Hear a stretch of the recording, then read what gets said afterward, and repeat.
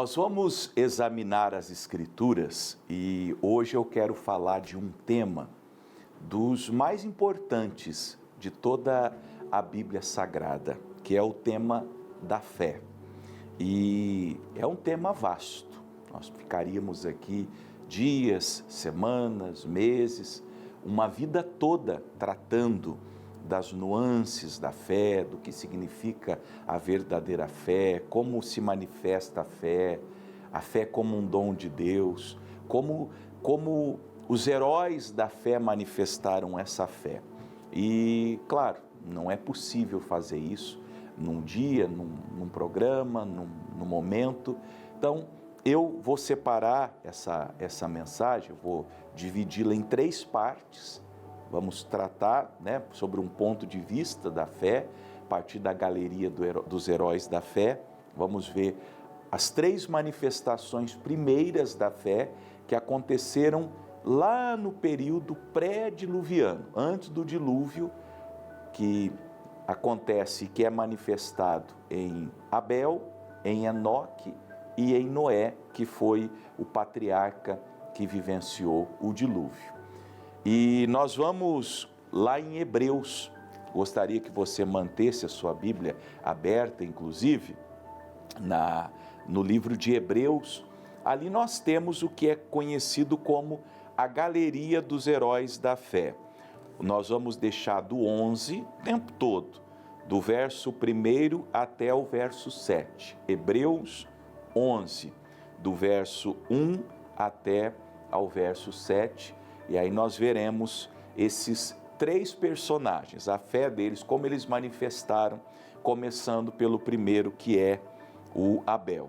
Ora, está escrito assim: a fé é o firme fundamento das coisas que se esperam e a prova das coisas que se veem, porque por ela, por meio da fé, os antigos alcançaram testemunho.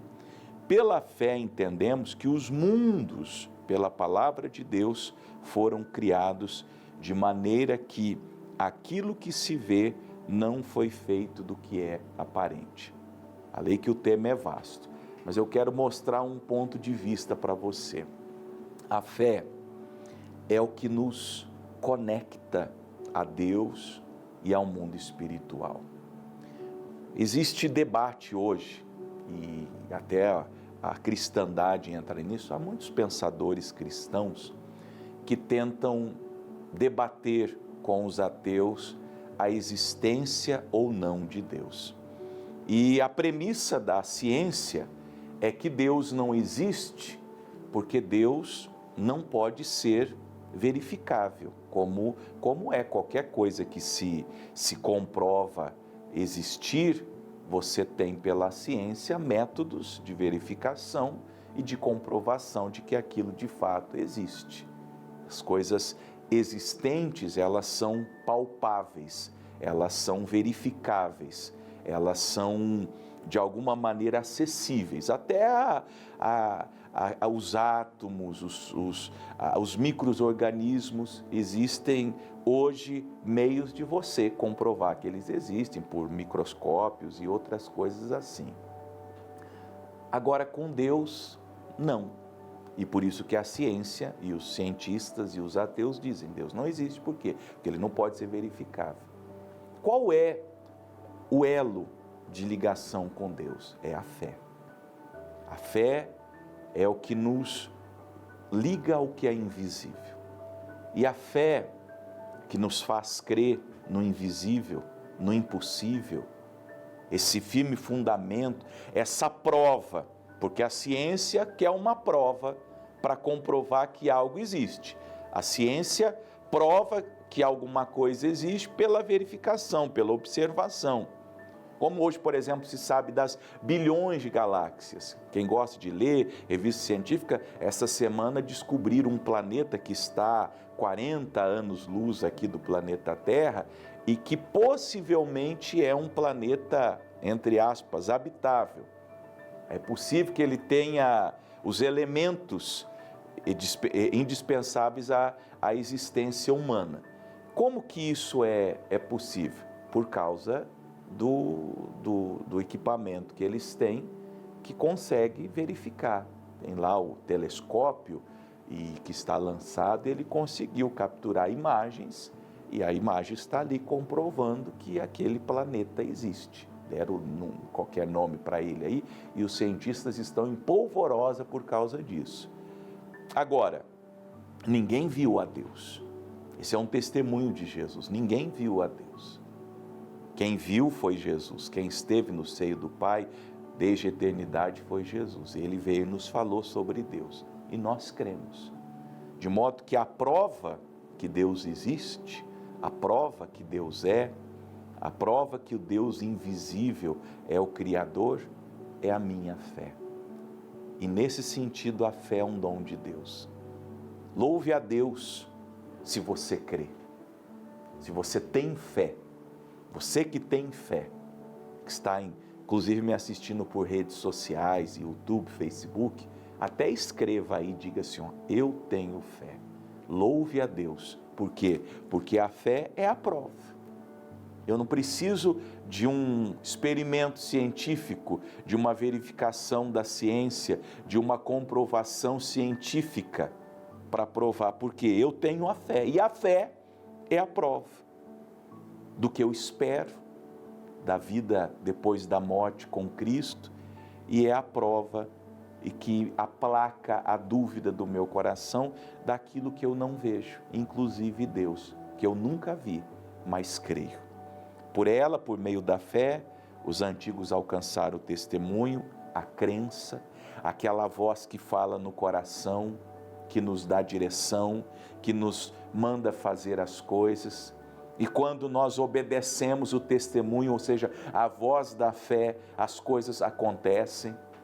Ou como se explica as curas, as libertações, as decisões que as pessoas tomam no escuro, mas movidas pela fé, e aquilo se concretiza, se não a fé, esse testemunho que os antigos alcançaram e que nós também nessa dispensação alcançamos. E pela fé, a parte da ciência, nós entendemos que os mundos, os universos, as galáxias, as bilhões de galáxias, comprovadamente verificáveis, foram criados. Veja, quando isso aqui foi escrito, não havia ainda um telescópio como o Hubble, que foi talvez o mais famoso, que conseguiu verificar as bilhões de galáxias. Mas nas Escrituras já estava dito que Deus havia criado muitos mundos, muitos universos, e nós tivemos acesso a esse conhecimento pela fé, pelas Escrituras, pelo que está escrito. Bom, mas isso é só uma introdução. Cabe-nos agora falar de Abel. Que tipo de fé é a fé de Abel? Versículo 4.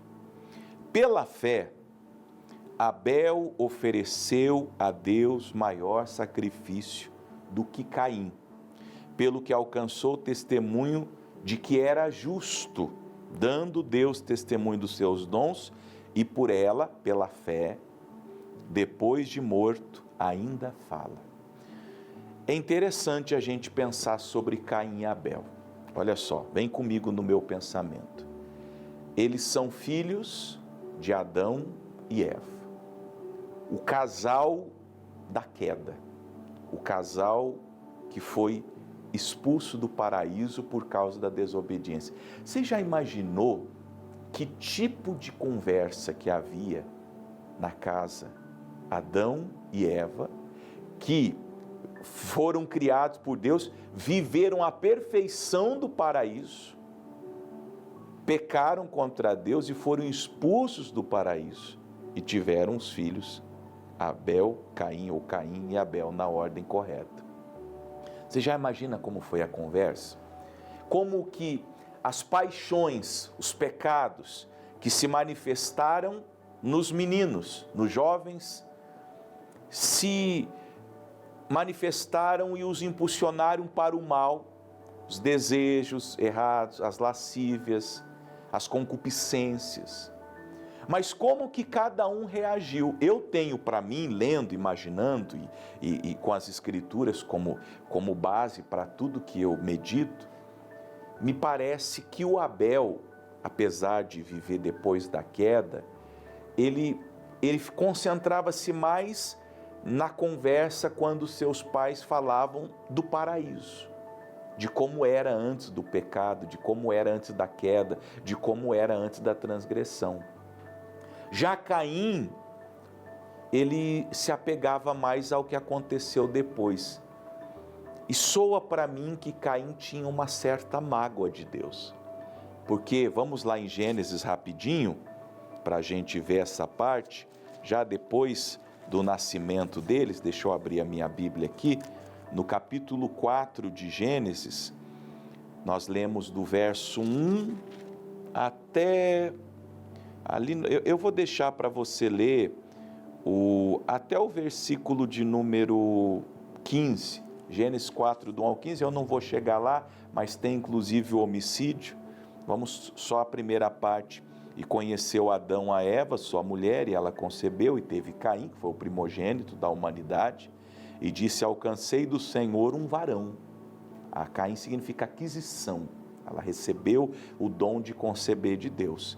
Teve mais seu irmão Abel, e Abel foi pastor de ovelhas, e Caim foi lavrador da terra. Aconteceu que ao cabo de dias, que Caim trouxe do fruto da terra uma oferta ao Senhor, e Abel também trouxe dos primogênitos das suas ovelhas e da sua gordura. E atentou o Senhor para Abel e para a sua oferta, mas para Caim, para a sua oferta, o Senhor não atentou. Não parece que o Caim ficou assim com um certo ranço de Deus, com uma certa mágoa de Deus, como se a culpa de estarem naquelas condições fosse de Deus? E a palavra se cumpria muito mais em Caim, aquela palavra quando Deus diz a Adão: você vai comer do teu suor, você vai comer o teu pão com o suor do teu trabalho, você vai ter que suar bastante, você vai ter que trabalhar bastante, você vai ter que arregaçar as mangas para ganhar o seu pão de cada dia. O Abel, porque escolheu ser pastor de ovelhas, ele trabalhava num serviço mais tranquilo, digamos assim, não que não seja um serviço também cansativo e pesado, ele tinha que levar as ovelhas aos pastos verdejantes, às águas tranquilas, como nós lemos no Salmo 23, que o bom pastor faz, mas o Caim tinha um serviço mais pesado, e me parece que ele culpava a Deus. É como se ele pensasse assim: que culpa tenho eu do pecado dos meus pais? De modo que quando Deus manda que eles tragam uma oferta, o Caim fez qualquer coisa para Deus. Abel não. Abel não culpou a Deus. Abel não questionou Deus. Os pais pecaram. Ele sofria as consequências, as tentações, as concupiscências no seu corpo.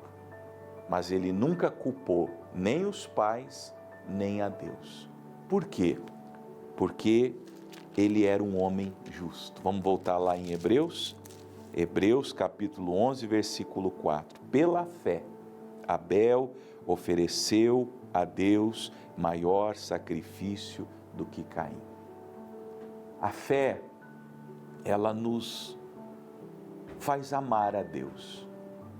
Uma pessoa que crê, uma pessoa que tem a fé bíblica, a fé genuína, ela tem um relacionamento com Deus de amor, de serviço, de sacrifício, de trabalho, de dedicação.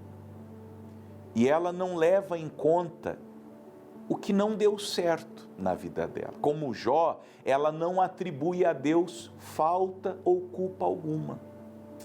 Eu acordei nessa madrugada, pensando já nessa palavra, e eu já tinha me preparado para estar aqui com vocês, e eu fiquei pensando do meu pai.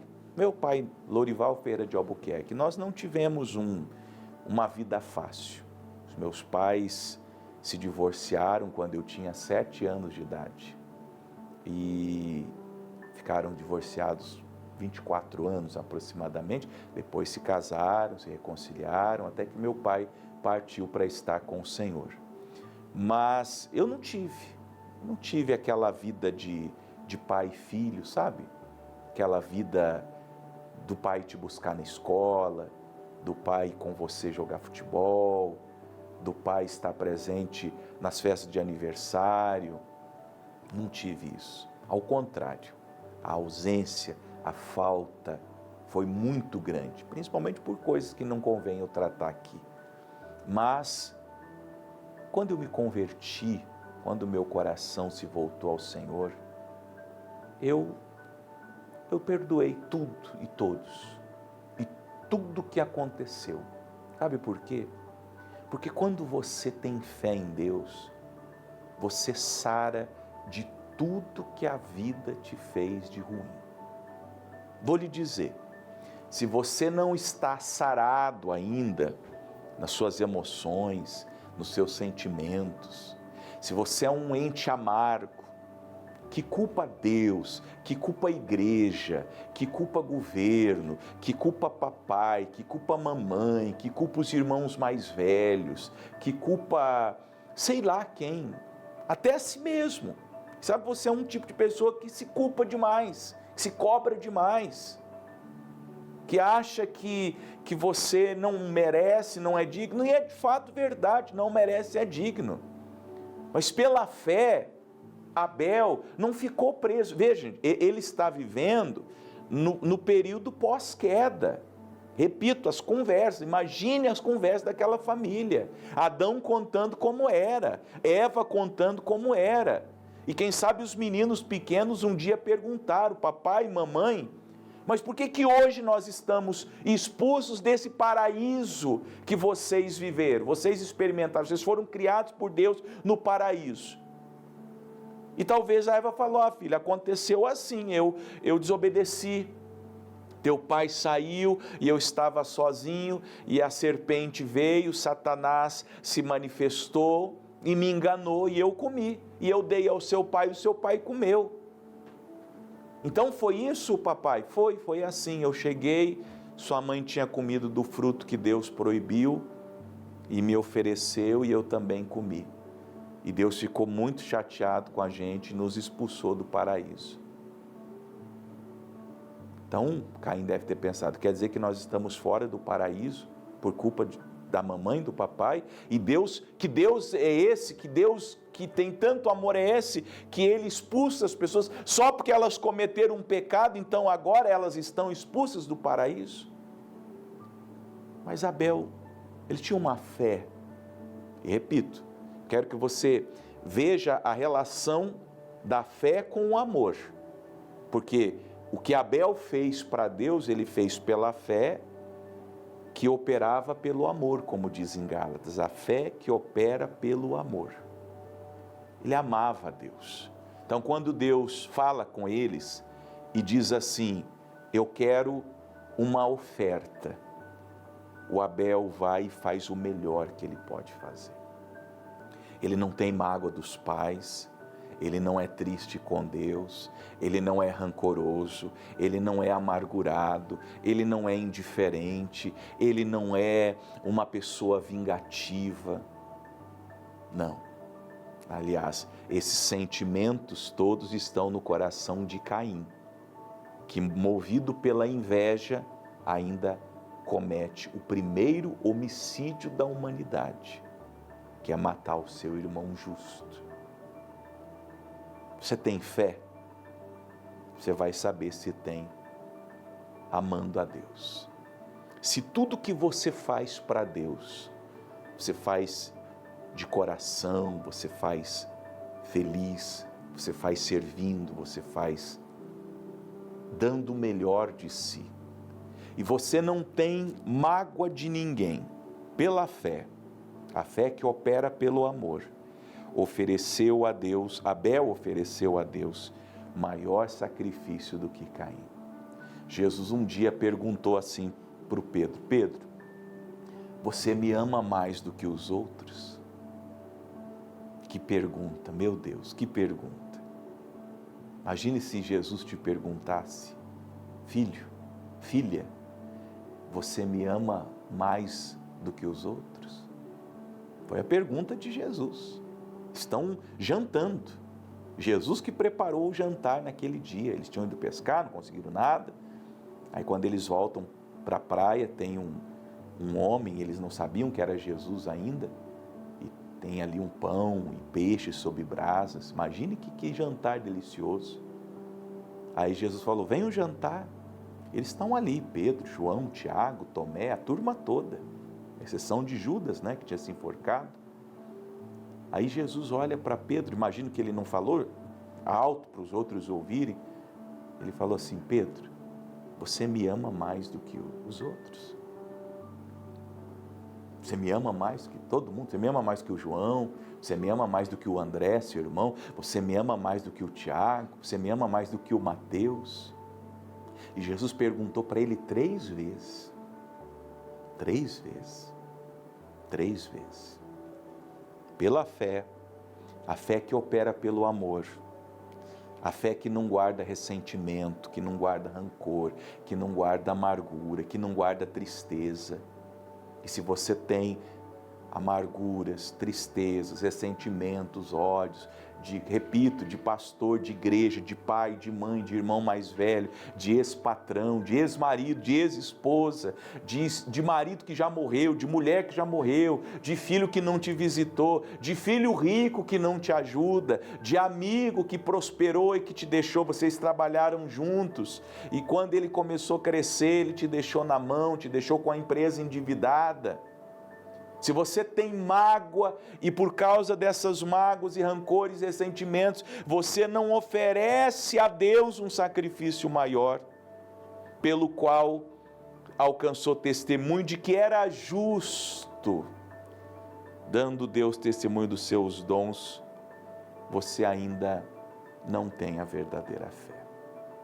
Porque a verdadeira fé nos leva a amar ao Senhor. E mesmo quando nós não entendemos os desígnios de Deus, as coisas que nos ocorrem, nos acontecem, nós amamos ao Senhor, de todo o coração, profundamente.